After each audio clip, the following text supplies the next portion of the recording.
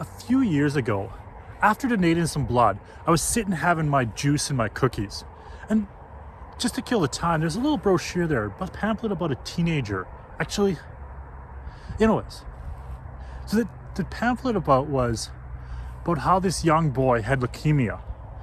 And as he faced the inevitable, when treatments no longer were going to work and his time was short, they asked him what his last request would be.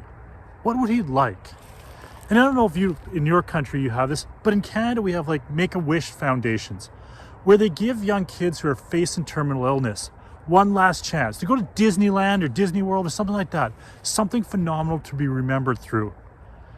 And all this young man said as he courageously faced the inevitable was, "Please don't forget me."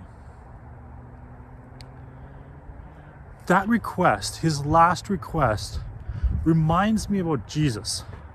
So it wasn't his very last request. Comment down below if you can think of his very last request.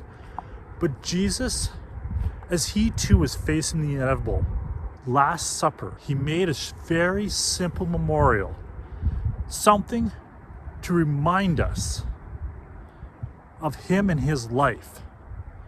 He took bread to represent his body. He took juice to represent his blood and said, "Whenever you eat these and drink these, you proclaim my death until I come."